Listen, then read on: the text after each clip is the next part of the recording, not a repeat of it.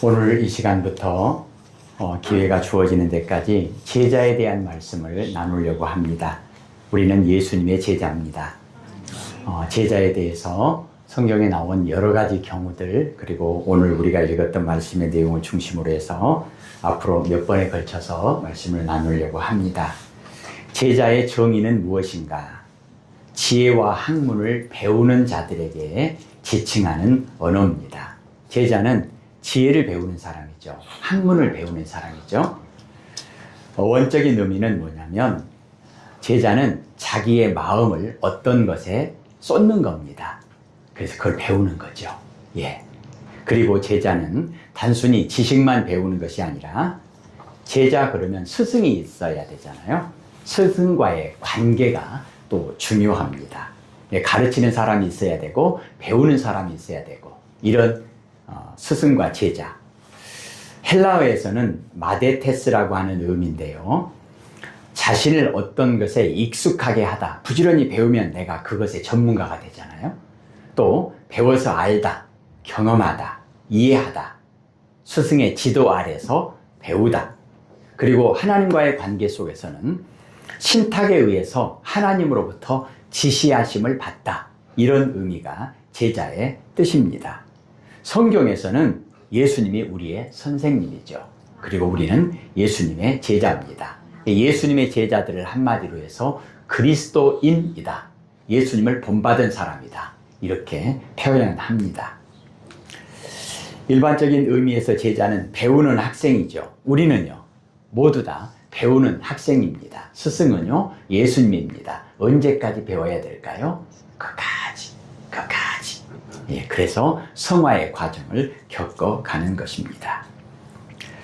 배우는 학생에게 있어서 중요한 것은 선생님으로부터 지식을 배우는 것뿐만 아니라 선생님에 대해서 헌신하는 그런 사람이 제자의 의미 가운데 있습니다. 그리고 스승의 가르침을 받아서 나에게서 끝나는 것이 아니고 내가 또 세상에 나가서 배운 것을 가르친다. 이런 아주 중요한 의미가 있습니다. 나도 제자로 살고 그리고 세상에 나가서 또 제자를 삼는 것. 이것이 제자에게 있어서 아주 중요한 모습입니다. 이제 성경에서 제자라는 단어가 어떻게 쓰였는가? 구약 성경에서는 크게 두 번, 역대상 25장에서는 성가대를 뽑아서 그들을 가르치고 배우는 그런 내용에 사용되었고요. 이사야서에서는 하나님의 메시지를 선포하고 보존할 사명자로 하나님께 선택된 자로 나타나는 그런 모습이 제자의 의미입니다. 신약 성경에서는요, 더 많이 등장합니다. 복음서와 사도행전에 약 250번 정도가 제자라고 하는 그런 단어가 나옵니다. 마가복음에서는 예수님께서 택하신 12명 있잖아요. 12명. 이런 사람들에 대해서 제자로 한정해서 사용합니다. 그런데 마태복음이나 요한복음에서는 12명 뿐만이 아니라 예수님을 믿고 따르는 모든 사람들이 제자죠. 오늘 우리가 읽었던 말씀의 마지막 28장, 마태복음 28장 19절에 너희는 가서 모든 민족을 제자로 삼아. 예수님을 따르는 모든 사람들이 제자다. 제자의 의미를 확대시켰습니다. 그리고 누가복음이나 사도행전을 통해서 넓은 의미로 제자라는 말을 사용합니다. 그리고 이제 본격적으로 사도 바울을 통해서 제자가 확대됐죠. 이방 선교가 본격화된 뒤에 안디옥에서 예수님을 따르는 제자들에게 특별한 별명이 붙습니다. 이게 아주 중요합니다. 그리스도인. 안디옥 교회에 예수님을 따르는 예수님의 제자들에게 특별히 붙여진 이름이 뭐냐면 그리스도인. 무슨 말이죠? 예수님의 사랑, 예수님을 닮았다. 이것이 예수님의 제자다. 그러니까 저 사람을 딱 보면 선생님이 누군지 알게끔 예수님을 닮았다는 겁니다. 우리에게 이 그리스도인이라고 하는 이런 별명이 붙어야만 우리가 진정으로 예수님의 제자답다라고 말할 수 있겠죠. 이것은 참으로 영광스러운 그런 모습입니다. 너도 목사냐? 아이야. 어떻게 되겠어요? 야, 너를 보니 너 누구한테 배웠냐? 선생님이 누구냐? 예수님인데요. 아, 너를 보니 너희 선생님인 예수님은 참 훌륭하신 분이구나. 이렇게 되어야 된다는 거죠. 너도 예수님의 제자냐? 그러면 너를 가르친 선생님인 예수는 별 볼 일 없는 사람이구나. 이렇게 되면 안 된다는 거죠. 그래서 제자에게 있어서는 아주 중요한 그런 사명이 있습니다. 이제 오늘 우리가 읽었던 말씀을 중심으로 해서 마태복음 1장 29절에 예수님께서 내게 배우라 이렇게 말씀하시죠. 제자에게 있어서 중요한 것은 배우는 겁니다. 배우는 것. 그리고 거기서 끝나는 것이 아니라 28장 19절 20절에 모든 민족을 제자로 삼아서 가르쳐라 이렇게 말씀하고 있습니다. 그래서 제자에게 있어서 중요한 특징은 두 가지죠. 배우는 겁니다. 그리고요, 가르치는 겁니다. 그러면 조금 더 구체적으로 말하면 복 있는 사람이 되려면, 복 있는 제자가 되려면 첫째로 중요한 게 뭐겠어요? 선생님이 있어야죠. 복 있는 선생님. 복 있는 선생님. 선생님이 복이 있어야 복 있는 제자가 되죠. 선생님이 복이 없으면 뭘 배우겠어요? 그래서 선생님이 제일 중요하죠. 그리고 선생님으로부터 복이 되는 지혜와 지식을 잘 배워야 합니다. 그리고 배운 대로 살아야 합니다.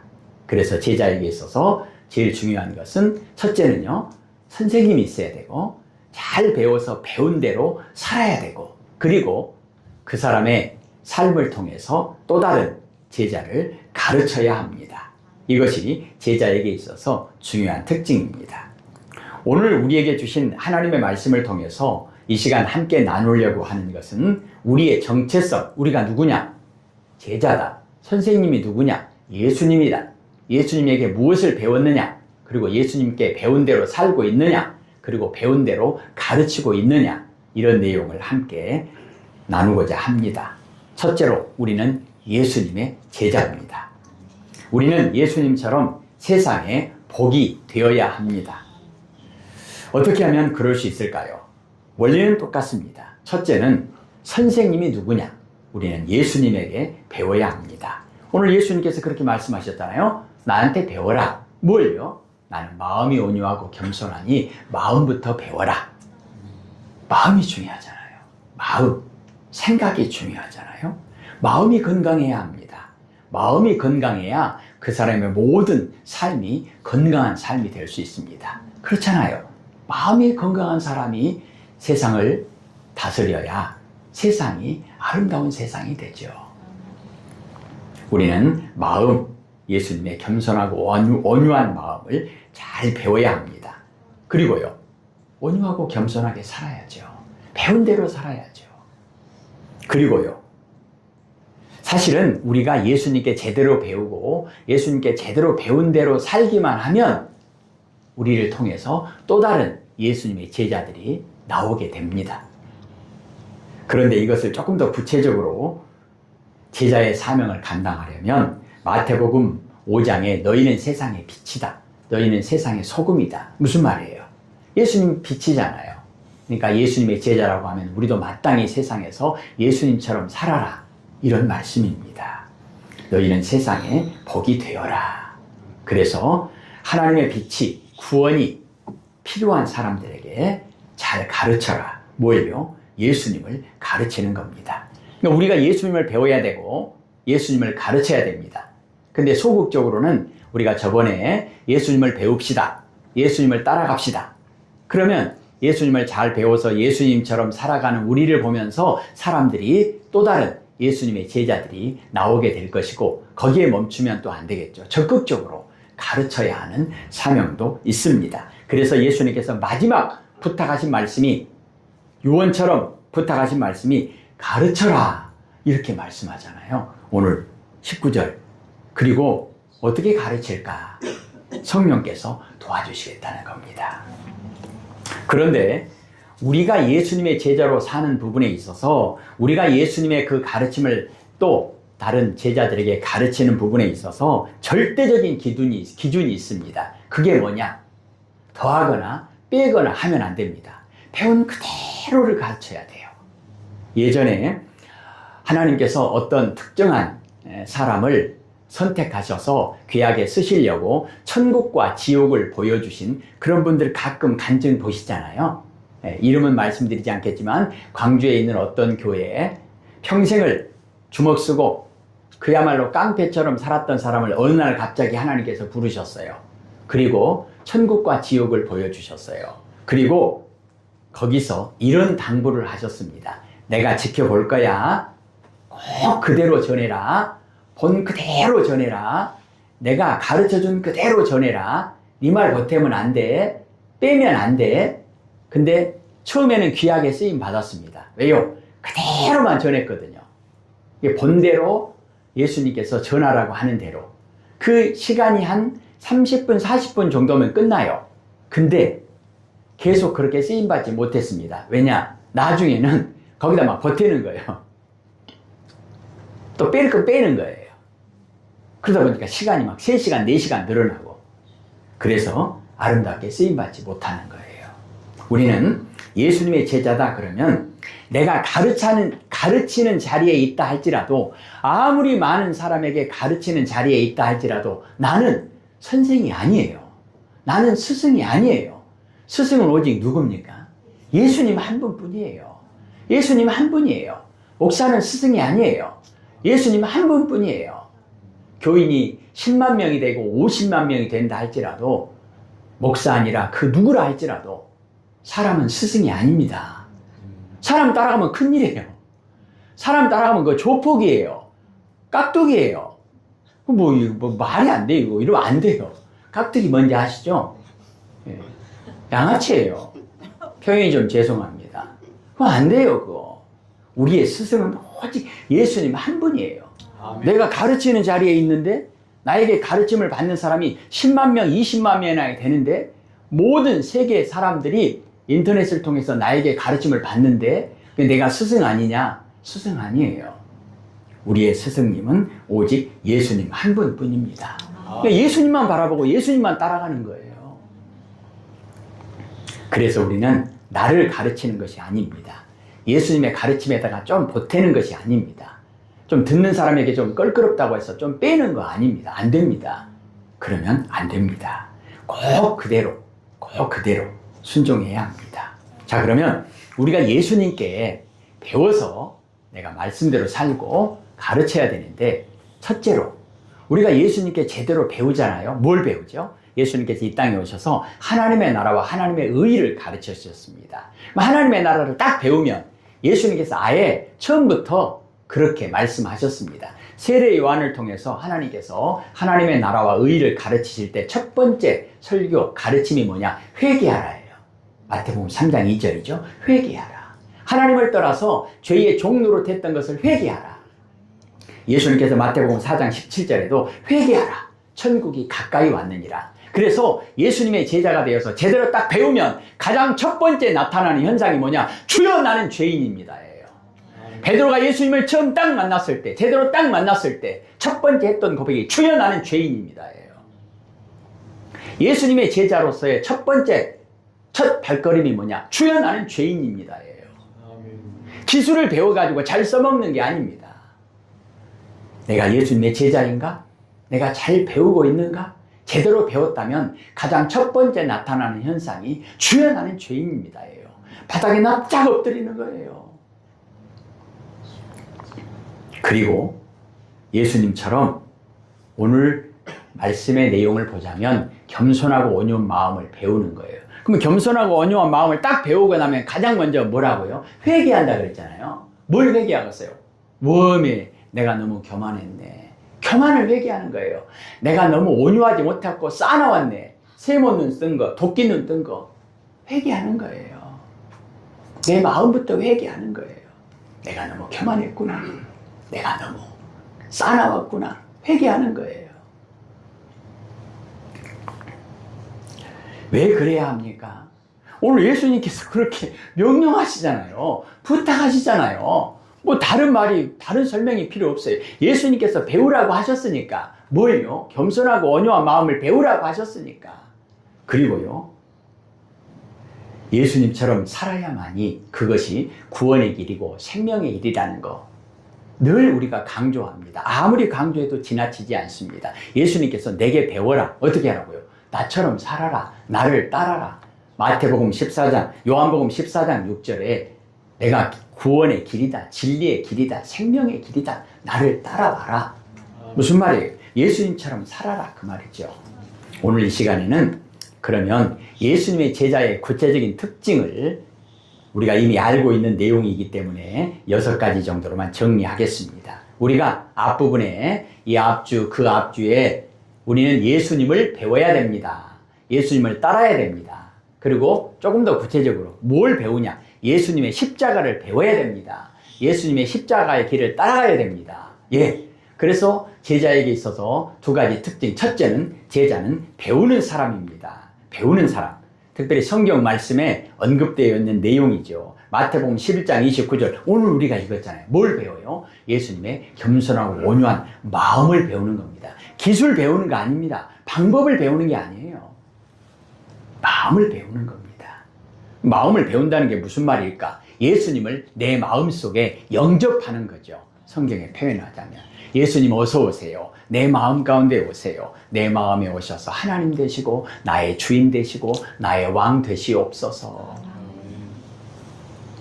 요한복음 6장에서 보면 45절에 선지자의 글에 그들이 다 하나님의 가르침을 받으리라 기록되었은즉 아버지께 듣고 배운 사람마다 내게로 오느니라. 하나님과 우리와의 관계도 우리는 부지런히 배우는 겁니다. 배우기 위해서 듣는 겁니다. 그래서 요한계시록 1장 3절에 하나님의 말씀을 읽는 자와 듣는 자와 지키는 자가 복이 있다. 그러시잖아요. 읽는 거, 듣는 거 중요합니다. 읽고 듣고 배우는 것. 빌립보서 4장 9절에도 바울이 말하죠. 너희는 내게 배우고 받고 듣고 본 바를 행하라. 그리하면 평강의 하나님이 너희와 함께 계시리라. 그러면 바울에게 배운다는 얘기인가요? 아니에요. 바울은 오직 예수님께 배웠다고 이야기합니다. 내가 예수님께 배운 그대로 너희에게 가르쳐 줄 테니까 배워라. 내가 마음이 온유하다면 그것은 예수님의 마음이다. 내가 겸손하다면 그것은 예수님의 겸손이다. 내가 말을 복되게 했다면 그것은 예수님의 말씀을 예수님처럼 그렇게 너희에게 전달한 것뿐이다. 배운다고 하는 원래적인 의미는 선생님을 둘러싸고 공부에 열중한다, 그런 의미잖아요. 그래서 우리가 성화 가운데 예수님이 가운데 딱 앉아 계시고 12제자가 뺑 둘러 앉아서 우리 뒤에 있잖아요. 가시면서 한번 보세요. 오늘 그런 의미예요. 예수님이 가운데에서 가르치시고 뺑 둘러 앉아서 배우는 제자들이고, 예수님께서 배에서 가르치시면 전부 다 둘러서 앉아서 배우고, 산 위에서 가르치시면 전부 다 몰려들어서 배우고 예수님과 우리와의 관계는 끝까지 배우는 거예요. 배우는 거예요. 컴퓨터 배우는 게 아니고, 디지털 배우는 게 아니고, AI 배우는 거 아니고, 그냥 예수님께 배우는 겁니다. 우리는 진리이신 예수님을 스승님으로 모시고 예수님의 지혜와 인격과 삶을 배우는 제자들입니다. 예수님의 인격, 예수님의 성품은 겸손과 온유한 마음입니다. 우리가 잘 배워야 합니다. 그렇게 살아야 합니다. 그리고 그렇게 가르쳐야 합니다. 예수님의 마음을 배워야 합니다. 예수님의 섬김과 희생의 삶을 배워야 합니다. 그리고요, 그렇게 살아야 합니다. 그리고 예수님의 제자는 예수님을 따르는 사람입니다. 마태복음 4장의 19절 20절에 예수님께서 말씀하시되 나를 따라오라. 내가 너희를 사람을 낚는 어부가 되게 하겠다. 예수님 말씀하셨잖아요.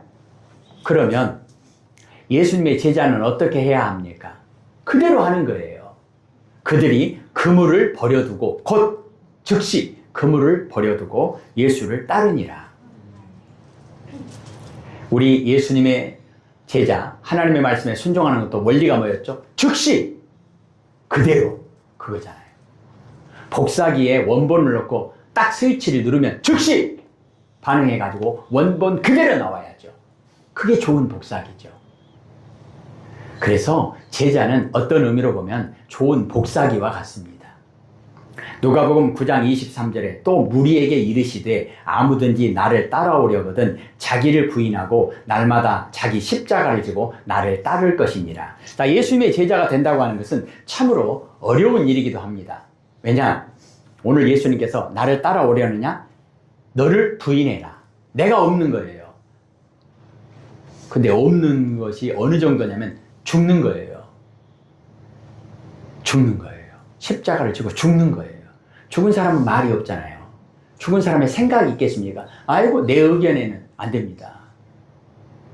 100% 예수님을 따르는 겁니다. 예수님 그대로. 복사기의 의미 다시 한번. 성경에 하나님께 정말로 칭찬받고 하나님께 영광 돌렸던 하나님의 종들, 예수님의 제자와 같은 사람들에게 붙여진 그 수식어가 있죠. 준행하였더라. 준행이 뭐죠? 자를 대고 그대로 끊는 거예요. 그대로 30cm다 15cm다 눈금 그대로 찍는 거예요. 그게 준행이에요. 그것이 제자예요. 내 생각에는 안 됩니다. 그리고 제자에게 있어서 중요한 것은 예수님의 그 가르침을 받아서 예수님을 따라가는데 좋은 일만요? 아니요. 주님의 쓴 잔을 맛보지 않으면 예수님의 고난까지도 그대로, 예수님의 쓴 잔까지도 그대로. 그래서 제자에게 있어서 따른다고 하는 의미는 뭐냐면 선생님과 같이 걸어가는 거예요. 같이. 그리고 선생님을 이해하는 겁니다. 그리고 선생님의 의견에 100% 동의하는 겁니다. 그리고 내 자신을 선생님의 분신으로 아예 연합시키는 겁니다. 하나가 되어버리는 거예요. 하나가. 그런데 하나가 됐는데 어깨동무 그런 의미가 아니고 동업 그런 의미가 아니고 언제나 예수님이 가시고 우리는 따라가는 겁니다. 이런 그리스도와의 연합을 나타내고 주님과 함께하고 동반자 관계의 뜻을 가진 것이 제자의 의미입니다. 주님을 따르는 주님의 제자는 예수님께서 베드로를 부르실 때, 고기 잡는 어부들을 부르실 때 보여준 그런 행동들이 뭐죠? 배와 그물을 버려두고 부친을 버려두고 주님을 따른 제자들과 같이 우리도 직업이든 사업이든 가정이든 그 어떤 것이든 우선순위의 문제라는 거예요. 대표적으로 하나님께서 아브라함을 믿음의 조상으로 세우시는데 아브라함을 부르실 때 하나님께서 아예 딱 가르쳐 주셨어요. 이해할 수 있도록. 아브라함아, 너는 너의 고향과 친척과 아버지의 집을 떠나 내가 네게 보여줄 땅으로 가라. 떠나라. 가라. 그랬을 때 아브라함이 어떻게 했는가? 4절에 보면 이에 아브라함이 여호와의 말씀을 따라갔고 제자가 된 거죠. 제자가 됐는데 하나님의 말씀에 순종하는데 원칙이 뭐였죠? 즉시 그대로 마음의 문제라는 거예요. 하나님께서 고향이든 친척이든 아버지든 이런 것을 무시해라 그런 의미가 아닙니다. 마태복음 6장 33절에 하나님의 나라와 그의 의를 구하라. 그리하면 이 모든 것을 너희에게 더하여 주리라 말씀하십니다. 생명까지 주신 하나님이 먹을 거 안 주시겠어요? 입을 거 안 주시겠어요? 안 주시겠다는 의미가 아닙니다. 그것이 의미가 없다는 얘기가 아닙니다. 우선순위의 문제라는 것입니다. 예수님의 제자가 되려면, 하나님의 종이 되려면, 표현하자면 하나님의 제자가 되려면 죄악의 길을 떠나 의인의 길을 따라가야 한다는 것입니다. 그런데 우리가 세상에서의 제자와 우리가 예수님의 제자의 개념에 아주 중요한 차이가 하나 있는데 그게 뭐냐면요. 세상에서는 야 한번 해봐봐. 한 거 봐서 내가 너 뽑아줄게. 원리가 그거잖아요. 그렇잖아요. 한 거 봐서 내가 너 제자로 뽑아줄게. 한 거 봐서 내가 너 내 밑에 사람으로 뽑아줄게. 그런데 예수님의 제자가 된다고 하는 것은 우리가 개척하는 것이 아닙니다. 우리가 개척하는 것이 아닙니다. 우리가 길을 개척하는 것이 아닙니다. 오직 우리는 예수님의 뒤를 따라가는 것입니다. 이 부분에 있어서 우리가 예수님을 전적으로 동의하고 따라가려면 뭐가 있어야 되느냐? 세 번째, 예수님의 제자에게 있어서 중요한 특징이 뭐냐면 믿음이에요. 믿음. 예수님의 제자가 된다고 하는 것은 예수님을 믿는 겁니다. 어떤 믿음이죠? 마태복음 16장 16절에 예수님의 제자 중에 대표적으로 베드로 있잖아요. 베드로가 예수님께 칭찬받는 내용이 뭐죠?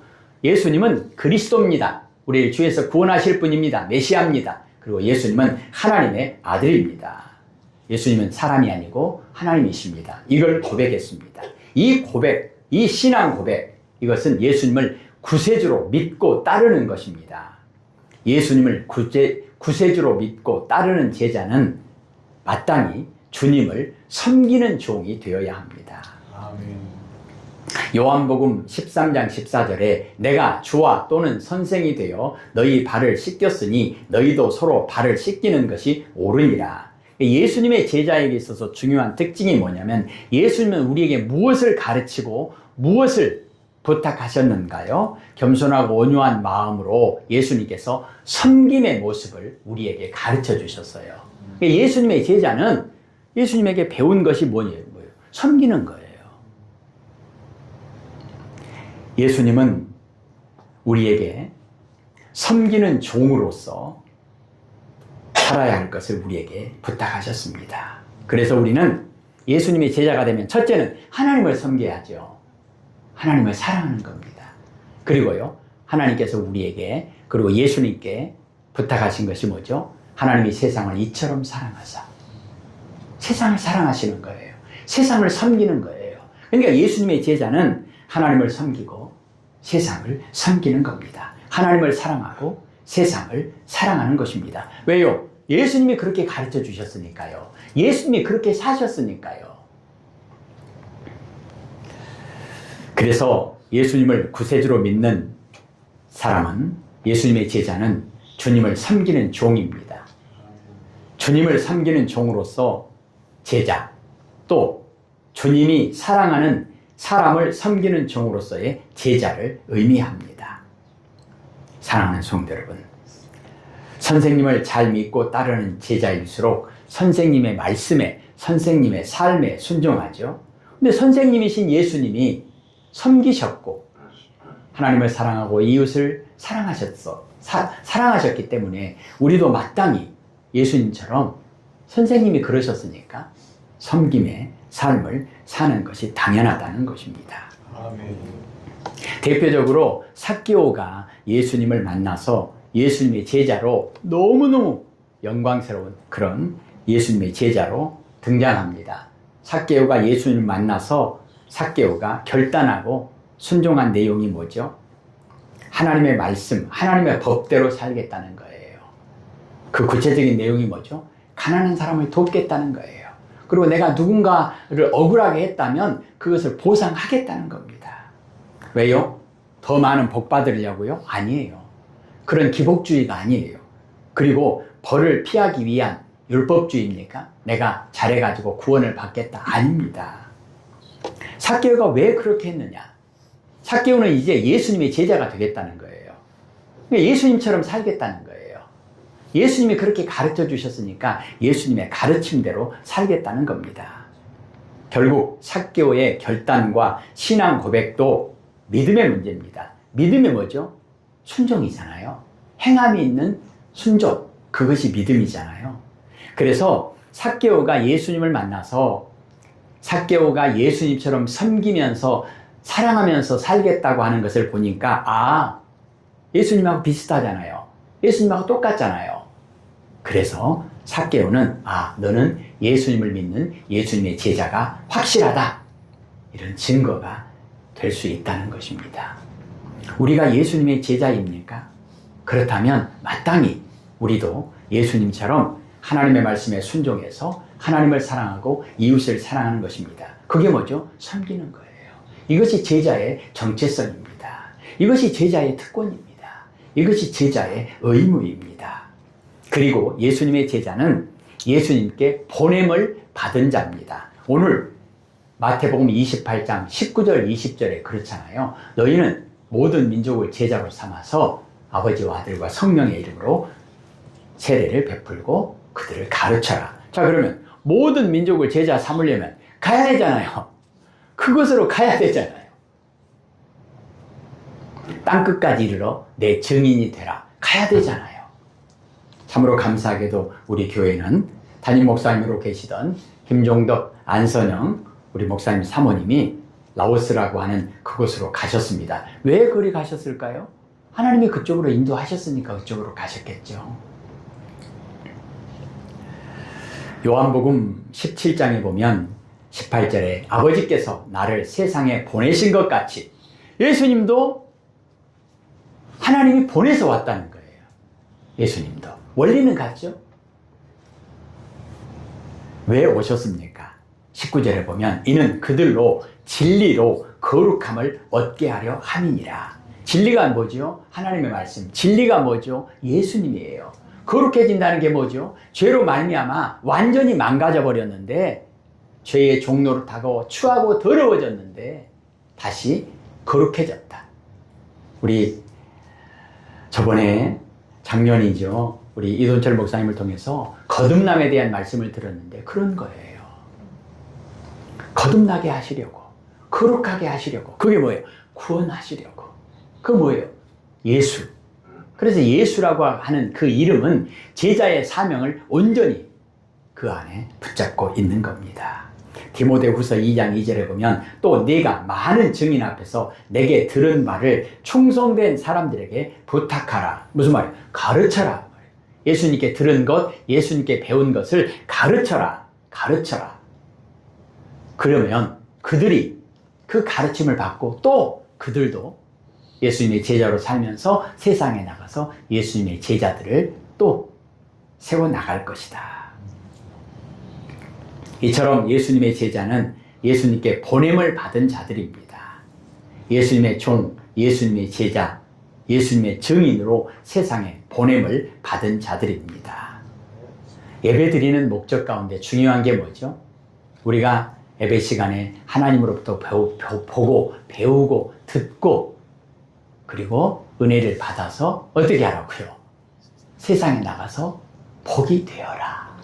아브라함에게 하나님께서 너는 세상에 복이 될지라. 복이 될지라. 마태복음 5장의 내용처럼 너희 빛을 산 아래에 있는 모든 사람들에게 비춰줘라. 너희 빛을 방 안에 있는 모든 사람들에게, 집안 구석구석 어둠 가운데 있는 모든 사람들에게 비춰줘라. 그래서 예수님께서 그 일을 하려고 오셨습니다. 그리고 우리를 다시 그 일을 하라고 보내십니다. 성령께서 하시는 일은 뭐냐면 교회와 성도된 우리들을 예수님의 제자로 만드셔가지고 마태복음 5장에 나온 것처럼 우리를 통해서 세상에 소금과 빛이 되게 하시고, 그리고 마태복음 5장 16절 말씀처럼 우리를 보고 너희의 착한 행실을 보고 그들도 하나님께 영광을 돌리게 하라.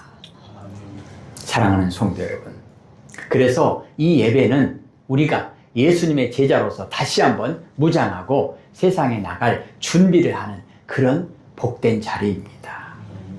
예배를 통해서 예수님의 제자가 만들어지고, 예배를 통해서 예수님의 제자가 세상에 이제 파송되는 그런 귀한 사명 또한 그런 귀한 의미가 이 예배에 있다는 것입니다. 그리고 예수님의 제자는 예수님을 섬기는 종입니다. 믿음과 섬김에 대해서 다시 한번 연결을 합니다. 마가복음 10장 45절에 예수님께서 아예 말씀하신 거예요. 마태복음 20장 28절에도 말씀하시죠. 내가 온 것은, 예수님이 하나님의 제자로서 오신 거예요. 의미로 보면 예수님이 왜 오셨는가? 섬김을 받으려고 온 것이 아니고 섬기려고 왔다.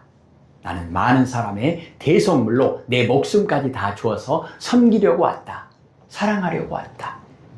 그래서 로마서 5장 8절에 예수님께서 이 땅에 오셔서 하셨던 모든 일은 하나님의 사랑을, 확실한 사랑을 우리에게 보여주는 그런 예수님의 제자의 삶이다. 그것이 십자가입니다.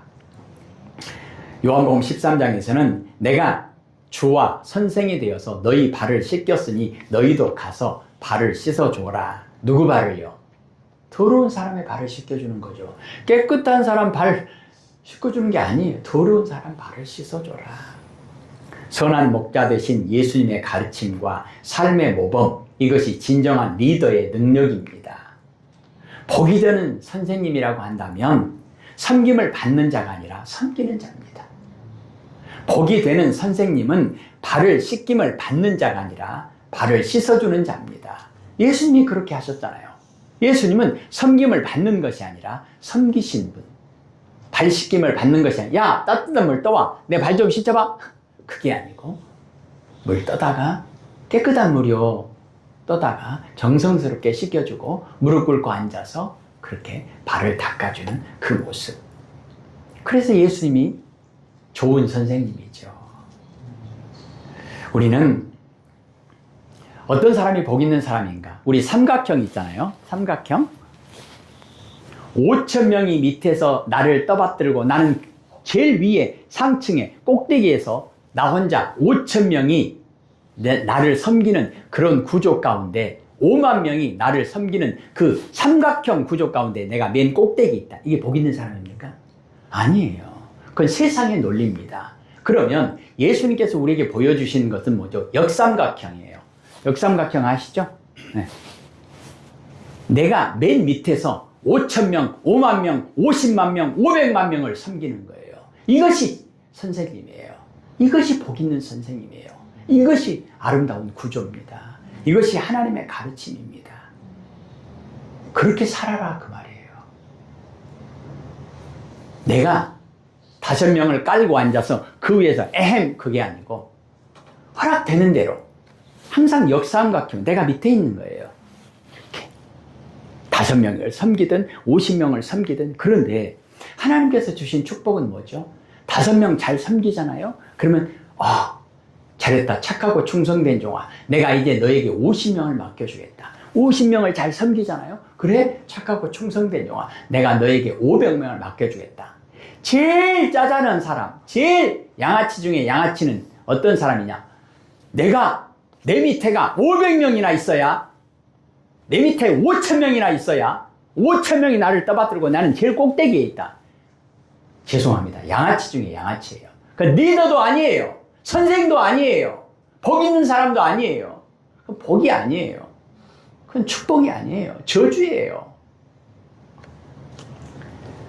예수님은 그렇게 살지 않았습니다. 예수님은 그렇게 가르치지 않았습니다. 교회가 커졌다고, 교회가 힘이 있다고 논할 가치도 없습니다. 그런 거는 교회가 아니에요. 교회는 항상 역삼각형 구조의 맨 밑에 있는 거예요. 우리가 저번 주에 보았잖아요. 예수님께서 왜 마국간에 오신 거예요? 일부러 그렇게 오신 거잖아요. 예수님은 몇 명을 섬긴 거예요. 몇 명을 떠받치는 거예요. 몇 명을 위해서 구속됨을 되신 거예요. 온 인류를 위해서. 온 인류를 위해서. 그래서 예수님이 하나님이죠. 그래서 예수님이 메시아죠. 이처럼 예수님의 제자라고 한다면 예수님의 뭘 배워야 되겠어요? 섬김의 생활을 부지런히 배우는 겁니다. 헌신적인 노력과 훈련으로 예수님의 가르침을 실천하는 사람입니다. 그래서 우리가 예수님의 제자다 그러려면 예수님께 배워야 됩니다. 예수님께 배워야 돼요. 우리의 선생은 오직 예수님이에요. 이런 말 하지 마세요. 목사님은 안 그러던디? 기도원에서는 안 그러던디? 그런 말 하지 마세요. 우리는 예수님께 배워야 됩니다. 하나님의 말씀을 배워야 됩니다. 그래서 우리가 아멘도 하나님의 말씀에 아멘 해라 그러잖아요. 예. 그리고 예수님처럼 살아야 됩니다. 예수님은 하나님의 뜻에 전적으로 순종하셨는데 어떻게 해요? 죽기까지 순종하셨습니다. 그리고 예수님은 세상에 하나님의 나라와 하나님의 의를 가르치셨습니다. 마지막까지 예수님은 제자들을 가르치셨습니다. 그래서 제자가 되려면 배우는 것도, 그리고 배운 대로 사는 것도, 가르치는 것도 맨 앞에 주어가 항상 예수님이어야 합니다. 모든 교회 생활, 모든 신앙 생활, 우리의 모든 삶이 주어는 항상 내가 아니에요. 예수님이에요. 예수님. 예수님이 빠지면요. 아무것도 아니에요. 그래서 예수님의 제자는 중요한 것이 예수님의 몸된 교회, 신앙 공동체를 이루는 것입니다. 예수님에 의해서 임명을 받은 제자들은 원칙적으로 예수님께 속한 사람들입니다. 동시에 그들이 예수님 때문에 이룩된 거룩한 공동체인 교회를 떠나서는 예수님이 머리고 우리는 몸인데 몸을 떠나면 어떻게 되겠어요? 머리를 떠나면 어떻게 되겠어요? 아유, 그거 아무도 안 돼요. 존재 의미가 없어지는 겁니다. 생명과 가치를 잃어버리는 것입니다. 그러면 오해할 수 있는데요. 우리가 조심해야 되는 것이 무교회주의를 조심해야 합니다. 무교회주의. 건물이 아니에요. 조직이 아니에요. 여러분, 이단은 광주만 해도 건물 어마어마하게 크잖아요. 사람들 어마어마하게 많이 모이잖아요. 그것도 막 젊은 사람들 모이잖아요. 그거 교회입니까? 교회가 아니에요. 그럼 왜 그러냐? 우리가 무엇을 떠나지 말아야 되느냐? 어떤 공동체를 이루어야 예수님의 제자인가? 그 사람들이 예수님의 제자입니까? 절대 예수님의 제자가 아닙니다. 아무리 건물이 크고 수십만 명이 모여도 그들은 예수님의 제자가 아닙니다. 왜냐? 예수가 빠져버렸기 때문에요. 머리를 떠나버렸는데 그건 걸어다니는 괴물이죠. 시체죠. 그러면 정말로 예수님의 제자인 신앙 공동체는 뭐냐? 요한복음 15장에 예수님께서 이렇게 말씀하십니다. 나는 포도나무요, 아버지는 농부다. 너희는 가지다. 포도나무하고 가지는 딱 붙어 있잖아요. 항상 붙어 있잖아요. 그런데 예수님께서 뭐라고 말씀하시냐면 너희가 나를 떠나서는 아무것도 할 수 없다. 열매 맺을 수 없다. 꽃 피울 수 없다. 아무것도 할 수 없다. 왜요? 죽어 있는데 무슨 뭘 하겠어요? 고린도전서 13장에도 2절 3절에 사랑이 없으면 아무것도 아니다. 내가 아무것도 아니고 나에게 아무 유익도 없다. 사랑이 뭐예요? 하나님이죠. 예수님을 떠나서는 아무것도 아니다. 우리가 예수님의 제자라고 한다면 반드시 예수님의 몸, 신앙 공동체 하나를 이루어야 한다는 것입니다. 그리고 예수님의 제자 가운데 우리가 조심해야 될 것이 뭐냐? 교회 안에는 계급이나 불평등이나 차별이나 경쟁을 용납하지 않습니다. 우리 몸 안에 붙어있는 지체들 가운데 어떤 것이 중요하고 어떤 것이 덜 중요합니까? 이거 논하는 것 자체가 말이 안 됩니다. 우리는 모두가 하나님의 자녀입니다. 그래서 교회 안에서는 형제님, 자매님 그러잖아요. 예. 우리가 편의상 이렇게 집사님, 장로님 이렇게 부르지만 우리 손강 우리 집사님에게도 형제님 그러잖아요. 우리 의진이한테도 형제님 그러잖아요. 우리 아무리 연세가 많아도 우리 장로님한테도 최정혜 장로님한테도 자매님 그러잖아요. 희윤이한테도 자매님 그러잖아요. 왜요? 아버지 하나님 한 분이고 우리는 다 하나님의 자녀들이니까. 형제 자매죠. 형제 자매. 형제 자매. 형제 자매 사이에 무슨 뭐가 있겠어요. 이게 다 똑같지? 그래서 우리가 예수님의 제자라고 한다면 꼭 기억해야 되는 것이 뭔가? 요한복음 17장 21절에 보면 예수님께서 이렇게 말씀하십니다. 아버지께서 내 안에 내가 아버지 안에 있는 것 같이 그들도 다 하나가 되어 우리 안에 있게 하사 세상으로 아버지께서 나를 보내신 것을 믿게 하옵소서. 기도하십시다. 하나님 아버지 감사합니다. 우리를 하나님의 자녀 삼으시려고 구원받은 하나님의 백성 삼으시려고 예수님을 보내셔서 교회를 세우셔서 우리를 예수님의 제자 삼아주심을 감사합니다. 예수님 이름으로 기도합니다. 아멘.